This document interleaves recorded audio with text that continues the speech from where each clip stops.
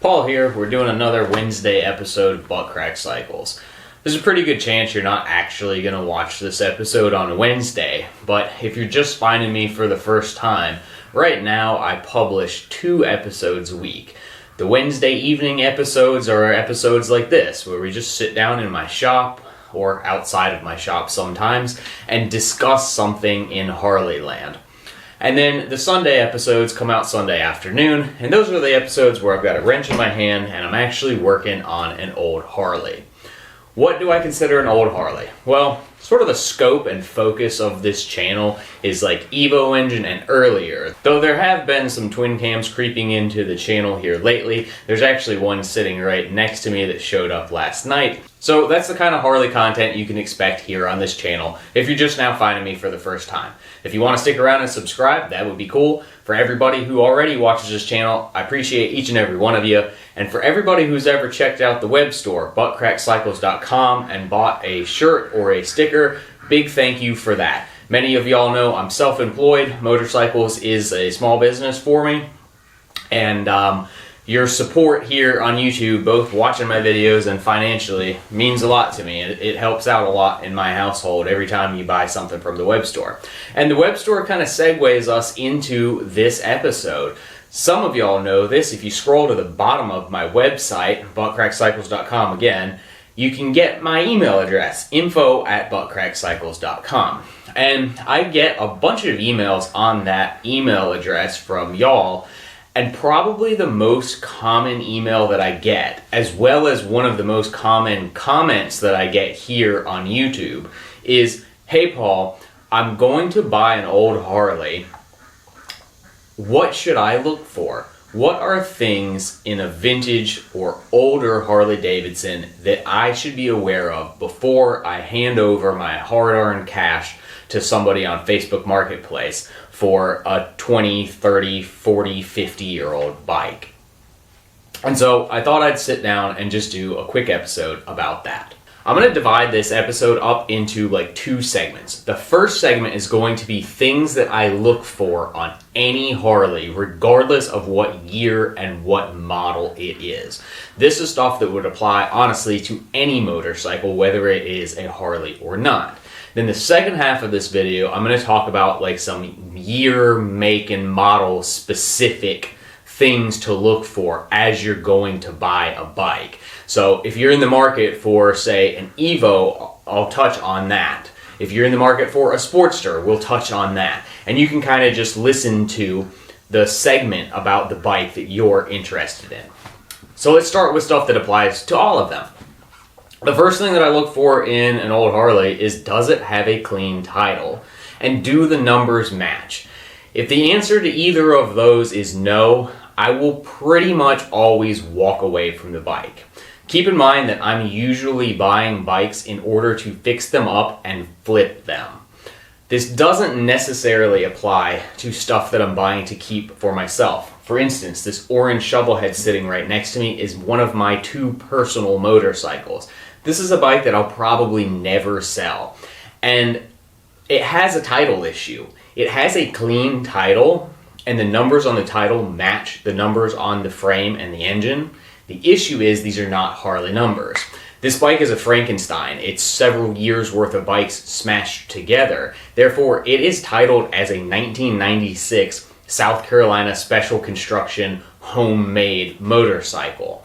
It's had the VIN ground off of the frame and off of the engine block and has been re-stamped and then reassigned a title by the South Carolina Department of Motor Vehicles. I had no trouble registering it, and I have no trouble getting insurance on it. I had to jump through a few hoops more than usual, but this isn't something that I would buy with the intent to turn around to sell to someone else. This bike is worth less than if it had the correct Harley title and Harley VIN. So that's probably the first thing that I look for. You might find a good deal on a bike, but if it doesn't have a title, or it has a salvage title, or there's a title issue, I will usually just immediately walk away. The second thing that I tend to look for on bikes is frame condition. Whether that means, is the frame rusted or is the frame straight? Is it bent somewhere? Has this bike ever been in a wreck? Is it cracked? Has somebody sort of haphazardly welded it back together and then bondoed over it? Has somebody been going and trying to do some custom stuff up at the frame neck and trying to rake it or whatever and screwed up the geometry of the bike? That is something that is probably more common on like the 60s and 70s stuff than it is on like 90s and 2000s models. On something that's 50 or 60 years old, there's more of a likelihood that somebody's been in there trying to turn it into like a custom bike. And on the newer stuff, the more late model stuff, Evos and twin cams, it's more likely that the bike has simply just been wrecked and shoddily repaired. So after the title, frame condition is the next thing that I look at on a bike. Thing number 3 is electrical stuff. If the bike is a fully dressed bike, turn signals, headlights, etc., does all of that stuff work? If not, this is where I will really start beating people up on price and start poking around a little bit too. If you can find that it's missing wiring harnesses, or that the wiring harness has been hacked up and cut up and scotch locked and butt spliced all back together and wire nutted together, you can pretty much rest assured that you're going to have to rip that entire wiring harness out of the bike and start over from scratch.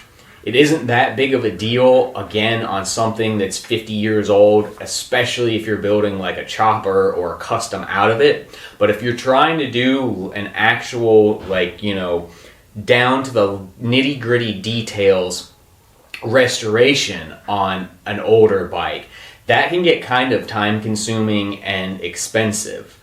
On the later model stuff, especially anything that's fuel injected, once you start cutting up wiring harnesses, it gets pretty quickly to a point of no return, and there's just no fixing the harness without replacing it. Harnesses aren't terribly expensive for most Harleys, but it is oftentimes quite a bit of labor to rip all the old stuff out and put all of the new stuff back in. And then you also have sort of that question in the back of your head as far as, why did someone start hacking this up in the first place? What module or what light or what feature of this bike stopped working that someone felt the need to create this rat's nest of electrical spaghetti? So I don't personally mind doing wiring and electrical work. I actually enjoy electrical troubleshooting. It's one of my favorite things to do, but I know that most people aren't good at it. Most people don't enjoy doing it, and it can make the difference between finishing a project and having that bike being pushed over to the side of your shop for years just because you can't figure out how to wire this thing up. Number 4 is that I look at paint. I'm not really too crazy about a super awesome paint job. I like seeing a bike that's painted up nicely, and I'll always pick a bike with pretty paint over matte paint, like flat black paint, any day of the week. I know some people say that pretty paint brings nothing but headaches, and I get where they're coming from, but the reason paint is important to me, even as somebody who likes to just go ride their stuff, I'm not really a collector, is that I'm not a painter. I painted this bike next to me, and it looks pretty good from like 15 feet away, but I'm not a painter, and it takes a ton of time and skill and knowledge and ability to pull off a good paint job. So if I can buy a bike that already has a nice paint job on it, that's a plus to me. It's a little bit lower down on my list of priorities because, again, I can paint well enough that I can make a bike be presentable. It's not going to be perfect, it's not going to win any shows or any awards, but it'll look okay. But at the end of the day, I'm a mechanic, not a painter, so if someone else has done the paint work for me, great. Finally, the last thing that I actually look for on a bike is actual mechanical condition. Does it run? Does it have brakes? Does it have leaks? This is all stuff that, for me, I'm not really put off by. If the price is right and it's cheap enough, I can rebuild an engine, I can fix brakes, I can rebuild a front end, I can put some new seals in, I can change a clutch, I can do any of that mechanical stuff. And so for me personally, the mechanical condition of the bike, I don't want to say it isn't as important as those other things I've listed, but it kind of takes a back seat because I know that I can fix it. I understand, however, that not everybody is lucky enough to have that mechanical ability that I might have. And so that is still something to look at. Does it have any leaks? Does it run? Does it make any funny noises? I talked a little bit about mechanical sympathy in my last Wednesday episode, and that might actually make a good episode in and of itself. Just what is mechanical sympathy? But does it sound right? Does it feel right? Does it shake the right way? Does it smell right? Does it go down the road in the way it should? If you let go of the handlebars, does it try and drive you over the mustard, or does it try and drive you over the mayonnaise? You know, all of that stuff is something to think about before you go spend the dough on a bike. And anything that you can find mechanically wrong is a great way to bring up to the seller, hey, I'm not paying you full price for this because X, Y, and Z needs attention. So that's just kind of like my short list of pre-purchase things that I always go look for, and stuff that's like useful to keep in the back of your head as you're looking around at a bike. We've kind of gotten like the generic stuff out of the way. Let's jump into the more like year-to-year things. I'm actually going to work my way backwards, and I'm kind of going to base this on mostly like what I had experience with and what this channel is about. So if you're in the market for a 5-year-old Harley, I don't really have any advice for you because I don't really know anything about those bikes. But if you're somebody who's wanting to buy a 20-year-old or a 50-year-old Harley, keep watching this because there'll be some useful information in it. So let's start with the twin cam bikes. Twin cams are probably my least favorite big twin. I just find them a little bit soulless and a little bit too complicated. Of course, they're really not that bad to work on. I work on a lot of them, and I get why people own them because they're not too old that they're like a super classic and people are asking a ton of money, and many of them are, you know, not too new that they're asking brand new bike money. So it makes sense that there's a lot of guys and gals out there who just want to go buy a bike that's 10 or 15 years old, jump on it, ride it, and go enjoy it. From that perspective, if you want to buy a twin cam, here's some things to look for. The Achilles heel of the twin cam engine is the whole timing assembly itself. Camshafts, timing chain tensioners, the timing chains, the camshaft gears, all of that stuff under the cam chest is really just the big killer of those engines. The early engines were the worst, like the 99 to around 02, 03. Those seem to have had the most timing chain tensioner and timing chain and camshaft failures out of all the twin cams. The later twin cams, Harley upgraded the way they did the timing chains and the tensioners, and that stuff seems to fail less. So if you are looking at one of those earlier twin cam bikes, my recommendation would be try and find one where the customer can provide you with dated receipts that they've had that work done. Or if they haven't had it done, try and look for a lower mileage bike where it maybe hasn't failed yet and actually taken something out in the engine, or if it's starting to fail, it hasn't gotten to a point where if you're continuing to ride it, you're sort of risking riding around a grenade with the pin pulled. If you do buy one of these early twin cams and you can't confirm that any of that work has been done, my advice and my suggestion would be prepared to do it sooner rather than later. It's kind of just like a peace of mind thing. I bet someone will tell me, well, don't worry about it, just ride it till it gives trouble. And I guess that is one perspective, but this is definitely a known issue on those earlier twin cam engines. And so for me, if I was buying one of these bikes and it was going to be my one and only motorcycle, and I wanted it to be reliable, get on it and ride it from the East Coast to Sturgis or whatever, I'm probably just going to go ahead and spend the money to fix it right when I first buy the bike and then not have to ever worry about it again. That's just me. You do you. Other things to look at with the early twin cams. The 99 to 02 EFI on those really wasn't the greatest. I would personally buy a carbureted bike before I bought one with that Magneti Marelli fuel injection system. I've worked on a few of those. They're not much fun to work on. It's very hard to find parts for them, but it's even harder to find like good troubleshooting diagnostic information on that EFI setup. I'm not opposed to EFI. I think fuel injection is wonderful, but I would rather have a CV carburetor than that style fuel injection. Other sort of year-specific stuff for the twin cams, the 03 to 06 had some issues with a crank bearing and the bottom end, and those would sometimes fail, and I believe that those also had some issues with crank run out, where it had so much that I think Harley actually increased the sort of allowable spec, which to me was kind of a joke. Instead of addressing the flywheel issues and the pinion shaft and crank bearing issues and the run out that all of this whole rotating assembly had, Harley basically just said, we're going to change the literature and it's now good. Just sweep it under the rug. It's good. We're going to say it's good. That doesn't sit right with me. I'm not Harley. I'm not a Harley engineer. I'm not an engineer, period. So maybe I don't know what I'm talking about. But again, something else to be aware of. Last few things on the twin cams, and then we'll move on to the Evos. Pretty much, maybe not all of them, most of them that I have seen have a leaking shift shaft seal. Oh my goodness, Shelly with her seashells at the seashore on that one for me every time.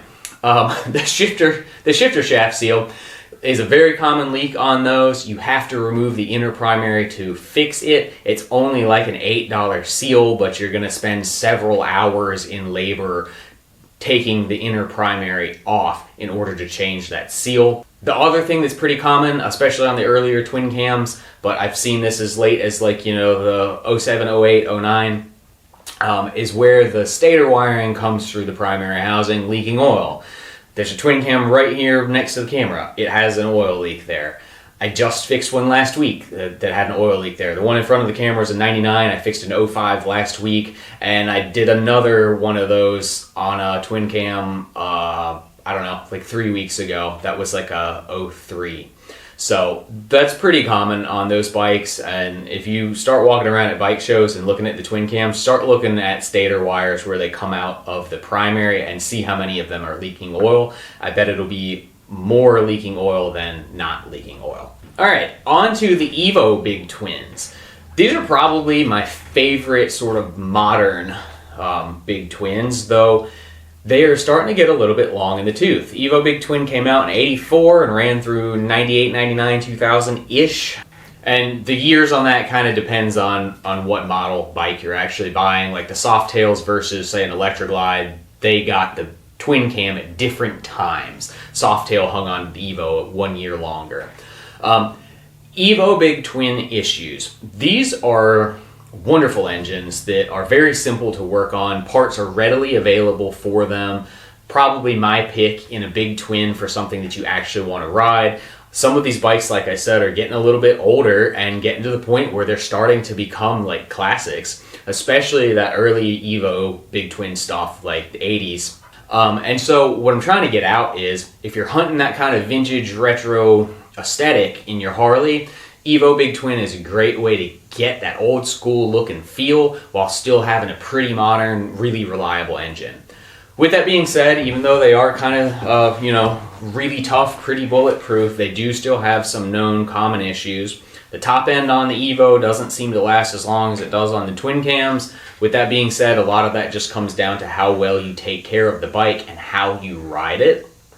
A lot of people will say an Evo top end is only good for about 50,000 miles before you have to overhaul one. There's also a ton of people who've put way more miles than that on their bikes without a top end refresh. Again, maintenance and the way you ride is pretty important here too.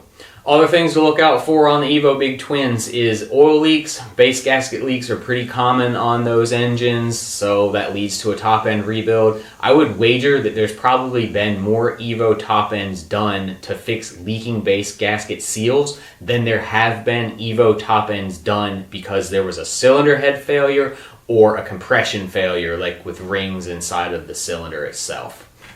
Inner camshaft bearings on the Evos will sometimes go out. That's kind of like a known failure, as well as the lifters. A lot of people consider lifters a wear item though, like a maintenance item. So they're not really too hard to change. Cam bearings aren't terrible to do, Honestly, I would rather deal with changing an Evo inner cam bearing than deal with twin cam tensioner, 2 cams, all that nonsense. That's just me. Again, I'm not trying to hate on the twin cams too much. Last thing, 84 to 91 Evos. Some of those did have issues with the cases cracking. In somewhere around 91, 92, Harley changed the way they cast the engine cases, and they added some extra webbing to them to reinforce it. My final thing here is with the Evo, you can crack the primary housing on those just like you can on a Shovelhead by not having it all lined up. The twin cam, I will give the twin cam credit. The twin cam primary housing design with the stiffener plate between the engine and the transmission, that is a much better design, and all of that is held together much more solidly than the older bikes were. So another thing to be aware of if you're shopping for an Evo.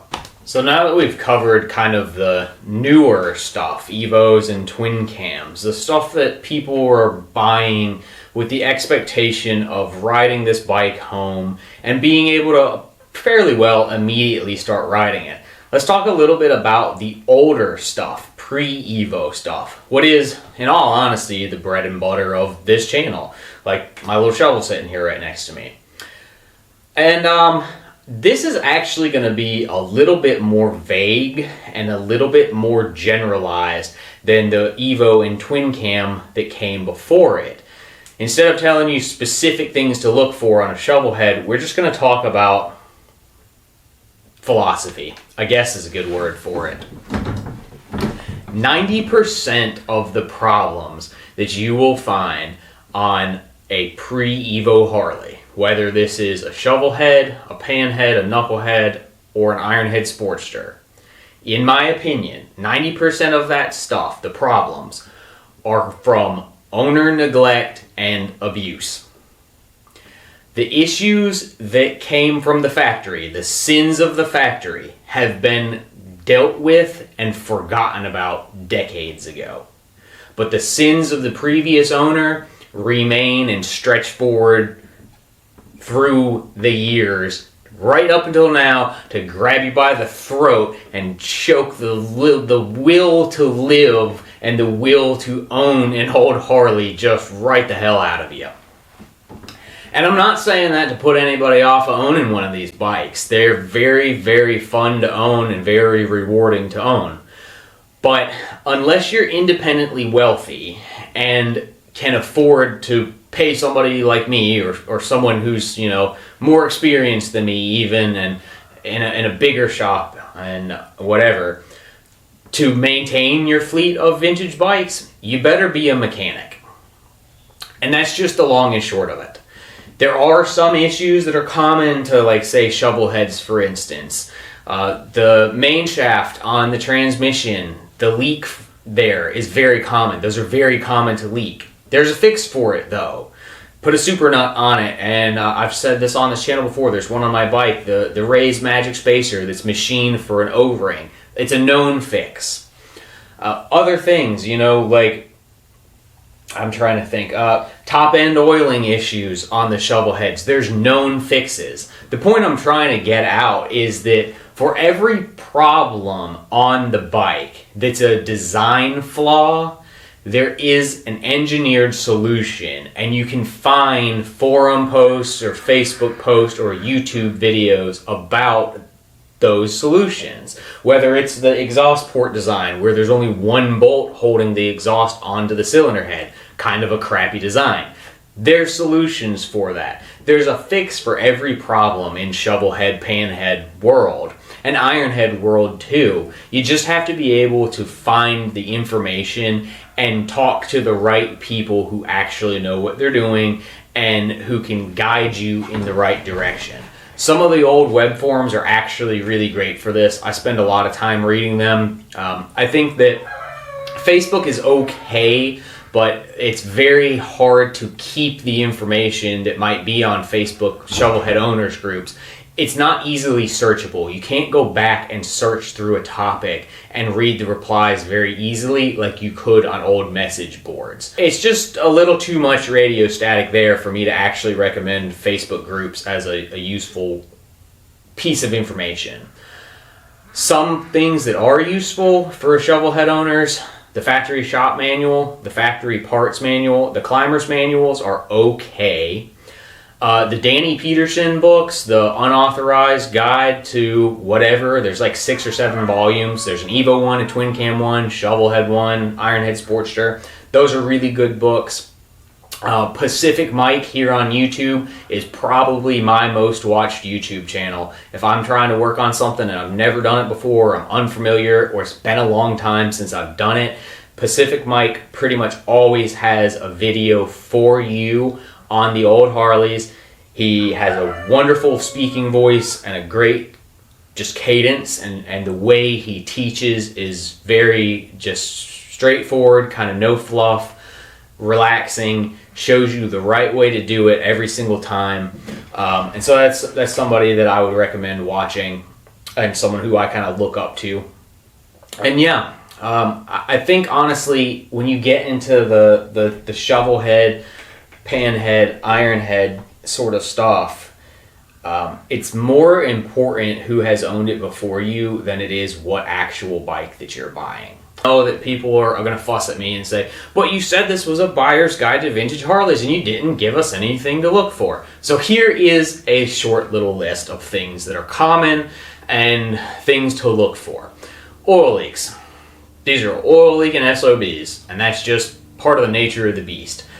A little bit of an oil leak isn't too bad of a deal on one of these, and honestly, I don't want to say don't fix it, but you can live a long time on a shovel or a panhead with like small oil leaks. And by small oil leaks, I mean things like pushrod tube seals. Common leak, easily fixed, cheaply fixed. Don't let it stop you from buying a bike.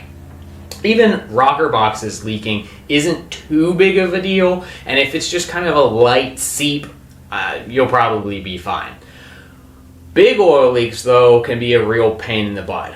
The transmission main shaft on these is a common thing. We already talked about this in the video. Base gaskets will leak. Head gaskets are probably the biggest thing to watch out for on a shovelhead. The blue, like felt head gaskets that they sell, or not felt, but paper, y'all know what I'm talking about. Those, in my experience, don't really hold up too well. The MLS style ones with like copper fire ring sort of deal in them, those seem to do much better. Transmissions on these bikes definitely are a little bit clunkier than the newer stuff, but it shouldn't be too bad. It's fairly easy on the ratchet tops to get them out of time with the shifter lid. The cow pies also, you can screw that up on those things too. I find that in the bikes that I've ridden, at least, the ratchet tops shift a little better to me than the cow pies. Shift linkage is really, really common on either style 4-speed transmission, and this goes back to panhead stuff too. Sloppy shift linkage is like super common on these bikes. So if you get a bike that won't shift, take a minute, and you're like going to look at one and it's hard to get in gear or it won't shift, take a minute and look at shift linkages. It might be an easy fix, and so you can get the bike cheaper and just be like, hey, this bike doesn't shift well, knowing that all you got to do is throw some more linkage on. On the ratchet tops, the actual shift drum that has like the pawls and the springs and stuff behind it, those bushings are really common to get a bunch of wear in them. You can rebuild them. You can actually buy a complete shifter top, like V-Twin or whoever sells them. They're like $450, I think. Maybe they're closer to $500. I would personally just rebuild a Harley one and try and use as many actual Harley parts as possible. It would honestly be quicker for me to make a list of the stuff that has gone right on this bike than the things that have gone wrong on this bike. And that's just kind of owning a shovel, a pan, or an iron head. You just got to be aware of it and be ready for it. Early factory ignitions on the shovels, like in the 80s, weren't so great. Same thing as on the iron head. I still have the factory style ignition on my iron head. That's actually probably been the least reliable thing about that bike. I've had some people tell me to put it back to points or put a Dynatech in it. probably the next time it fails, that's what'll happen. I probably won't go back with a factory ignition on that bike again. The intake seals on this earlier stuff is not anywhere close to as good of a design as like the Evo engines with the O-rings and the football manifolds. This applies to both Shovelhead, Panhead, and Ironhead. They all kind of use that rubber band seal, and then getting back earlier than that, you get into like the plumber fitting style seals, like with the old Linkert carburetors on some of the pans and flathead stuff. That is just something you need to be aware of. You're probably going to have to replace it. It's probably going to leak, and it can be a little bit of a challenge. The cylinder heads essentially have to be clocked correctly to line up with the intake manifold. The last person to do a top end on your bike didn't do that. They didn't align the manifold with the heads. You're going to have a hard time ever getting intake seals to actually seal and stay sealed for a long time. It's kind of death by 1,000 cuts on one of these well and truly vintage bikes. And that's not necessarily a bad thing, but I do find that either one of two things happens for your average kind of like blue collar Harley owner. Either one, you embrace it, you go with it, you enjoy it, you let it sort of shape you and make you the owner that the bike needs. You learn to become a mechanic if you're not already one, and you pay attention to your bike and fix it and take care of it. Or you throw your hands up in the air angrily, disgusted at this old piece of junk that will never stay running, and it either sits covered in cobwebs for years until you decide to sell it, or you just immediately sell it and say it's a piece of junk, the old stuff sucks, I'm going to go buy a brand new bike, or I'm going to go buy a twin cam. I guess there's probably a third option, which is something I commonly hear. There's guys who say, oh man, I love that old stuff. I've got 3 shovel heads and a pan head, but I mostly just ride my twin cam. Or I have a 2015 Road Glide, and I also have a 74 shovel head, and I'm always working on the shovel head and rarely riding it, and so I bought the 2015 so I would actually have something to ride. Like, that's pretty common with my customers. And just like guys that I talk to in general, like at bike nights and stuff, that like I'll show up on something old and they'll be like, oh hey, I've got an old shovel, I've got an old iron head, I've got a pan head, I've got a whatever. I'm like, oh, where is it? Did you ride it? And they're like, no, it's at home. I'm taking it apart to do this. All right, I hope that was useful for someone. I feel like this is going to be a nightmare to edit. Paul in the future, who's sitting down editing this later today, I am sorry. But I'm thankful for each of you who watches this channel. I'll see y'all on the next episode. I've got one coming out. It'll be August 31st that I hope y'all watch. It's a resurrection of a 1970 FLH electric glide. So first year of the cone shovel. I had a lot of time working on that bike. It was a several week project for a customer of mine, and it's a pretty cool bike. It's like kind of like a barn find sort of deal, and it's been sitting for over a decade. And I put a lot of work into working on the bike. I also put a lot of work into filming that video. So August 31st is when that one comes out, 1 p.m. Eastern time. I hope you check it out. I hope you enjoy it. Like I said, I put a lot of time and energy into that particular video. So maybe if you found your way here to this channel from this video and you're like wanting to see some of these things we talked about today put into actual practice, that's a great video to watch. Okay, thanks for watching. See y'all next time. Curious to see what y'all have to say in the comments about this one. I know I left some stuff out. Y'all help me out down below. Tell me everything I forgot and common failures that you've seen on old bikes. Go get some wind in your face, catch some bugs in your teeth. We'll see you later. Bye.